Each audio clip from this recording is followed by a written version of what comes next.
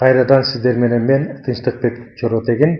Биз Салман хан тууралуу макаланы кыргызча Википедияга кантип коюу керектиги жөнүндө өзүбүздүн дарысыбызды улантып жатабыз.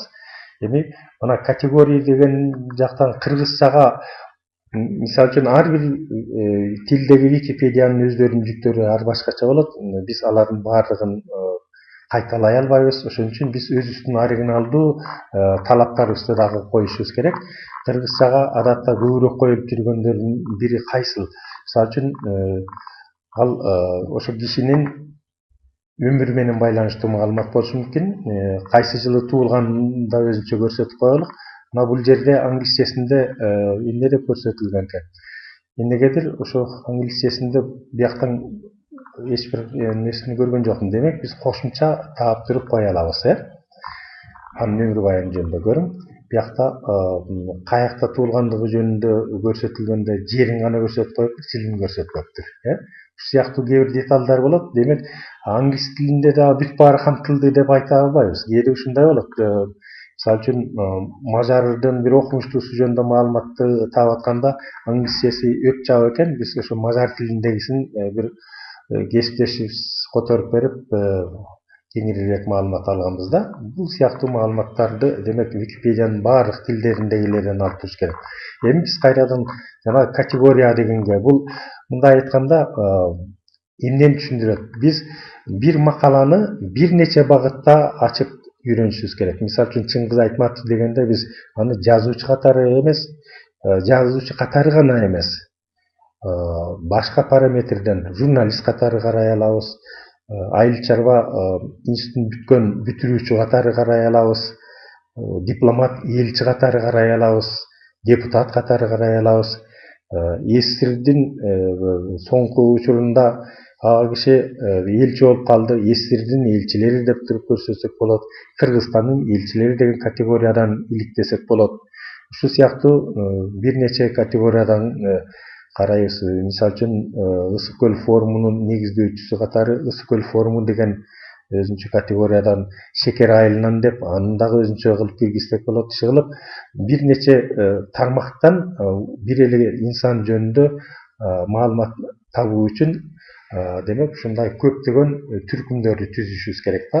Ал эми бул билим берүү деп азыр жазып койсок, менимче Салман хандыкы туура эле болот. Билим берүү бул мындай категория бизде бар.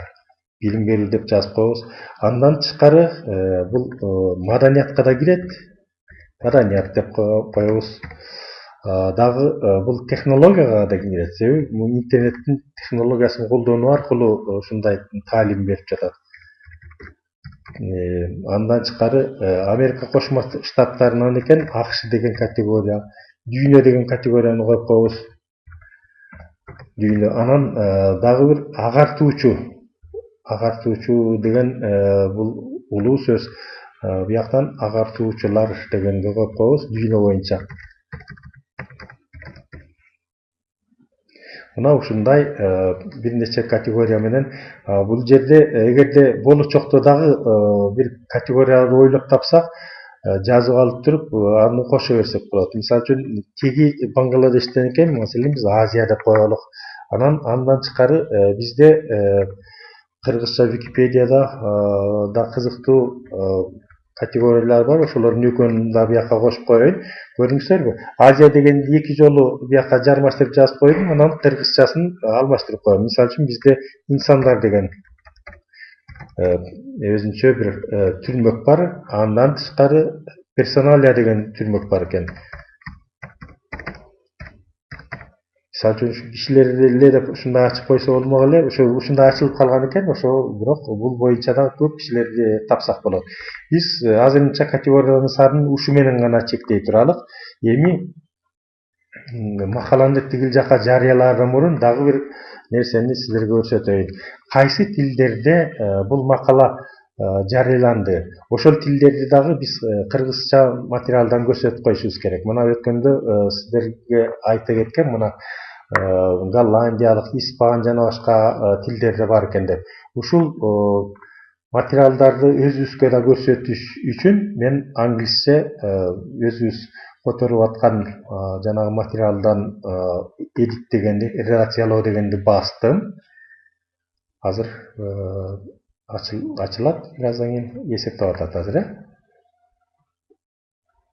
Так, бул ачылганга чейин сиздерге айта кетейин. Бул Салман хан жөнүндөгү маалыматты англис тилинен кыргызчалаган биздин жаш кесиптешибиз Тынчтыкбек Жанадыл.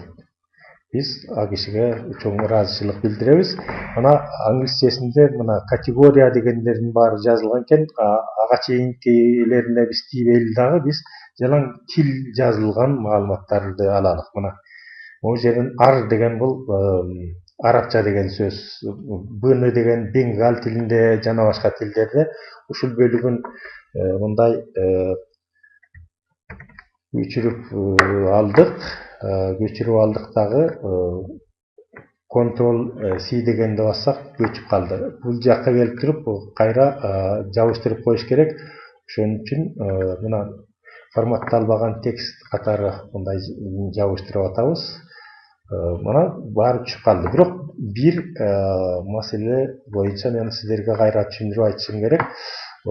Адатта кайсы тилде материал жазылып атса, ошол тилдеги категориянын символу ошо макаланын этегинде болбойт. Ошон үчүн биз мына англисчени кайра көчүрүп алдык. Макаланын аталышын ошону кол менен астына киргизебиз.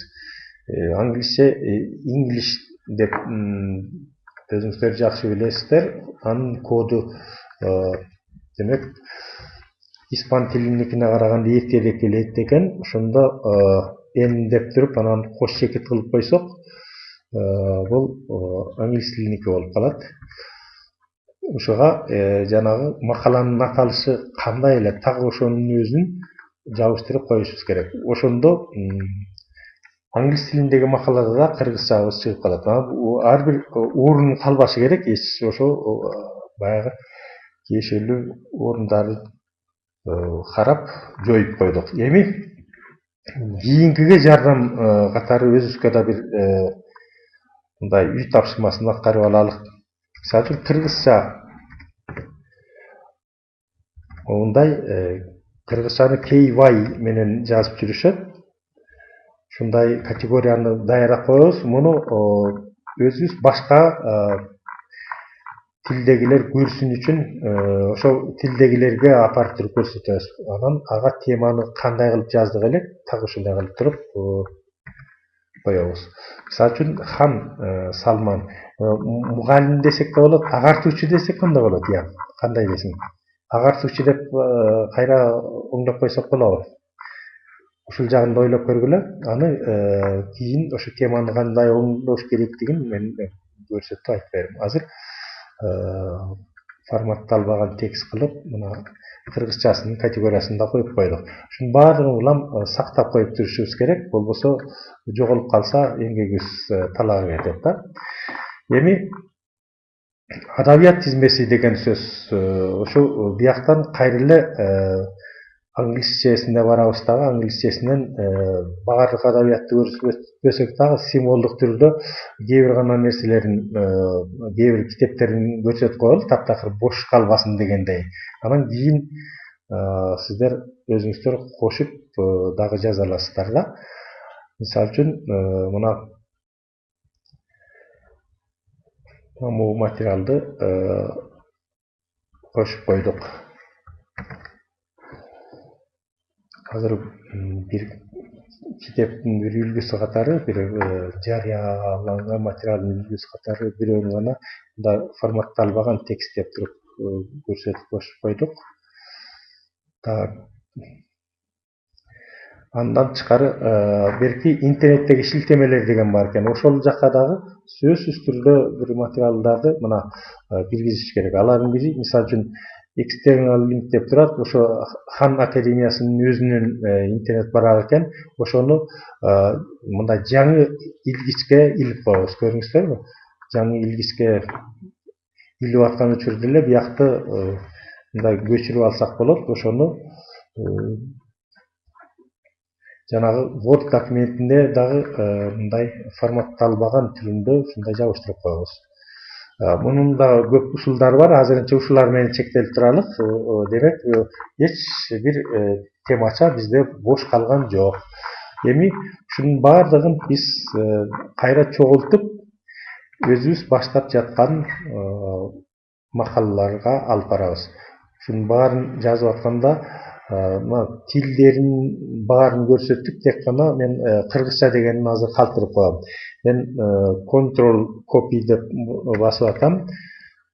Демек, муну көчүрүп алдык. Эми кайра өзүбүздүн оңдолуп жаткан материалыбызга барабыз. Бул жерден Ctrl V деген тамганы басып койсок, мында бул көчүрүлүп калат. Эми булардын баардыгы коюлду. Эми буларды сактап, баракты сактап кой деп сөз жазышыбыз керек. Ушул сактаарын алдын ала көрсөт деген буйругу бар. Ошону да бир басып көрөлүк. Мына азыр көрөбүз. Алдын ала көрсөт. Сактай электе, демек, макала кандай чыгып калат, ошону көрсөтүп беришет. Азыр мына бул эсептеп алат. Көрүң, бул алдын ала көрүнүшү гана болгону эсиңизге алыңыз. Өзгөртүүлөрүңүз сактала элек деп турат. Демек, көрүң, мына жанагындай материалдардан бир тобу жарыяланып калыптыр. Так, мына биягын карасаңар, мына арабча дагы, англисче дагы, испанча, башка тилдерде турат, көрүнүп турат. Демек, муну азыр биз сакташыбыз гана керек болуп калды. Баракты сактап кой дегенде басабыз. Мына барак азыр сакталып жатат. Мына сакталгандан кийинкини көргүлө. Дароо хан Салман мугалим деп туруп, анан бул англисче жана башка тилдерге кирген экен. Азыр биз англис тилиндеги материалдарга кайра кыл чаябыз дагы. Мына эң соңку бөлүгүн редакциялоо үчүн edit дегенди басып коебуз. Ошондо башка тилдердин коду жазылган макалалар жөнүндө материалдарга барабыз. Азыр ошого биз мурда даярдап койгон өзүбүздүн калыпты көчүрөбүз. Ctrl C.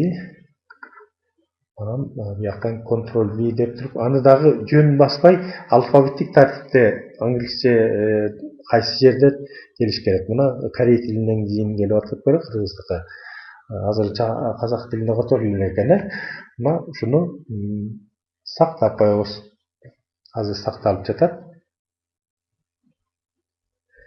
Эсептелип атат. Бул баары эсептелип бүткөндөн кийин кыргызча макала жөнүндө да маалымат пайда болуп калат. Мына көрүңүздөрбү? Азыр эсептеп бүткөндөн кийин бул сол жагын караңыз, кыргызча деп турат. Демек, Салман хан жөнүндөгү материал Википедиянын бир нече тилдеринде жарыяланган экен. Анын ичинде кыргызча да бар экен. Азырынча тегерегибизде башка тилдерде жок экен. Орусча да жок экен, казакча дагы, өзбекче дагы, түркчө да жок экен азырынча. Эми биз өзүбүздүн материалыбызды кайра карап коелук. Бул жерде эмне жетишпей атат? Жалпысынан текст баары жакшы келген менен бизде азыр бир мүчүлүштүк бар. Ал чакан биографиялык маалыматты өзүнчө чөнтөкчөгө коюп, анан сүрөттү жалмаштыра элек экенбиз. Ошону кантип жасаш керек деген маселе бар.